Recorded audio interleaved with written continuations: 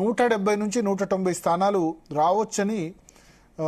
ఇక్కడ తమిళనాడులో అయితే డిఎంకేకి అన్ని ఎగ్జిట్ పోల్స్ రావడం ఏంటంటే గ్రౌండ్ రియాలిటీ అంటే ఏంటంటే అక్కడ విజయ్ బాగా ఓట్లు వచ్చాయి. టీవీకే విజయ్ పార్టీకి చాలా, అంటే ఇప్పుడు కొత్త పార్టీ పెట్టిన ఓటింగ్ పర్సంటేజ్ బాగుంది. సో యాంటీ ఇన్కమెన్సీ ఓటు చీలినట్టుగా కనబడుతుంది. అన్నాడీఎంకే పక్షంలో విజయ్ ఉంటే అన్నాడీఎంకే ఎన్డీఏ కూటమి ఈజీగా గెలిచేదేమో, కానీ విజయ్ రాలేదు. విజయ్ సొంతంగా పోటీ చేశారు. సొంతంగా పోటీ చేయడం వల్ల ఆయనకు కూడా 15 నుంచి 20 సీట్లు విజయ్ పార్టీకి కూడా వస్తాయని చెప్తున్నారు. సో అక్కడ తమిళనాడులో మనం చూస్తే కనుక జీనియా ఎగ్జిట్ పోల్లో డిఎంకేకు 140 నుంచి 162 స్థానాలు వచ్చే అవకాశం ఉంది. అన్నాడీఎంకే నేతృత్వంలోని ఎన్డీఏకు అక్కడ, ఎందుకంటే భారతీయ జనతా పార్టీ మైనర్ పార్టరు, 52 నుంచి 74 స్థానాలు వచ్చే అవకాశం ఉంది. టీవీకే 8 నుంచి 18 సీట్లు వచ్చే అవకాశం ఉన్నట్టుగా తెలుస్తుంది. సో క్లియర్ గా డిఎంకే జీనియా సర్వే ప్రకారం క్లియర్ గా అధికారంలోకి రాబోతుంది. ఓట్ పర్సంటేజ్ మీరు చూడండి, డిఎంకే ఇది ఆత్మసాక్షికి సంబంధించి, జీనియాకు సంబంధించి అయితే క్లియర్ గా డిఎంకే అధికారంలోకి రాబోతున్నట్టుగా మనకు జీనియా ఎగ్జిట్ పోల్స్ లో చాలా క్లియర్ గా అర్థమవుతోంది.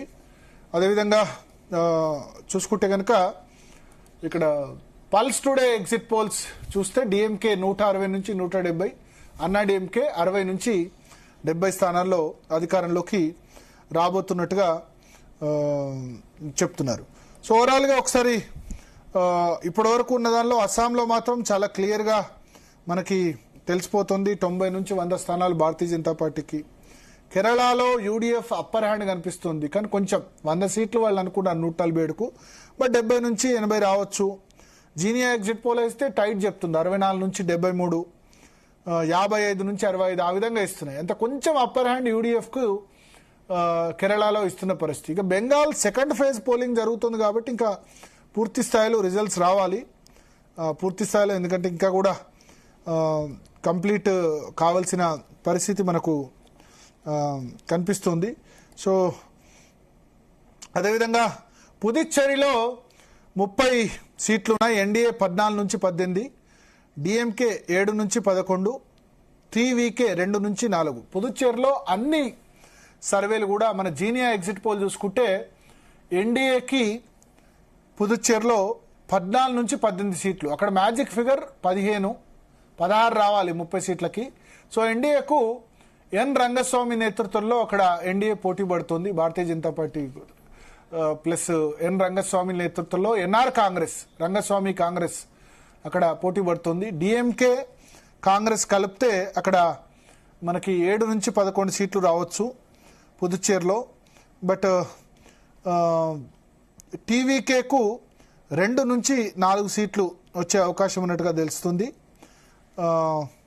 అదర్స్ 1 నుంచి 3 స్థానాలు అక్కడ వచ్చే అవకాశం కనిపిస్తుంది. ఇది జీనియాకు సంబంధించిన ఎగ్జిట్ పోల్. జీనియా దాని ప్రకారం అస్సాంలో భారతీయ జనతా పార్టీ నేతృత్వంలోని ఎన్డీఏ ఘన విజయం సాధిస్తుంది. తమిళనాడులో డిఎంకే ఘన విజయం సాధిస్తుంది. అదేవిధంగా కేరళ యూడీఎఫ్ కొంచెం అప్పర్ హ్యాండ్ కనిపిస్తుంది. యూడీఎఫ్ 75 నుంచి 85 స్థానాలు, భారతీయ జనతా పార్టీ 0 నుంచి 3 స్థానాలు వచ్చే అవకాశం ఉంది. పుదుచ్చేరిలో జీనియాకి సంబంధించి డిఎంకే తమిళనాడులో చాలా క్లియర్గా వస్తుందని కూడా చెప్తున్నారు. ఇక ఎన్డీటీవీకి సంబంధించిన పోల్స్లో అస్సాంలో ఎన్డీఏ 88 నుంచి 100 సీట్లు రావచ్చు. తమిళనాడులో డిఎంకే 125 నుంచి 145, అన్నాడీఎంకే 65 నుంచి 80, టీవీకే 18 నుంచి 24 అని చెప్తున్నారు. కేరళలో యూడీఎఫ్ 75 నుంచి 85, ఎల్డీఎఫ్ 55 నుంచి 65 అని చెప్తున్నారు. పుదుచ్చేరిలో రంగస్వామి కాంగ్రెస్ 16 నుంచి 20, కాంగ్రెస్ 6 నుంచి 8, టీవీకే 2 నుంచి 4, అదర్స్ 1 నుంచి 3 అని చెప్తున్నారు. పుదుచ్చేరిలో ఎన్డీఏ 14 నుంచి 18 రావచ్చని జీనియా ఎగ్జిట్ పోల్ చెప్తోంది. డిఎంకే 7 నుంచి 11, టీవీకే 2 నుంచి 4, అదర్స్ 2 నుంచి 4 సీట్ల మధ్యలో రావచ్చు. సో ఓవరాల్గా ఇప్పటి వరకు ఉన్న సిచ్యువేషన్ ఇది. ఒకసారి ఫోన్ హౌస్ మనం తీసుకునే ప్రయత్నం చేద్దాం.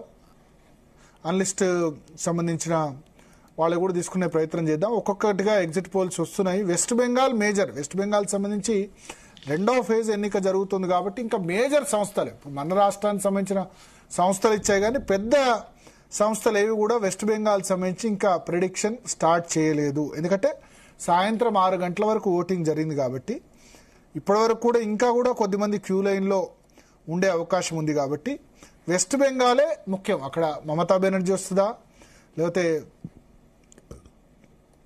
3 సార్లు అధికారం మమతా బెనర్జీ చేపట్టారు కాబట్టి ఈసారి ఏమైనా ట్రెండ్ మారుతుందా అన్న విషయం మీదనే ప్రధానంగా ఇక్కడ మనం చూస్తున్న పరిస్థితి.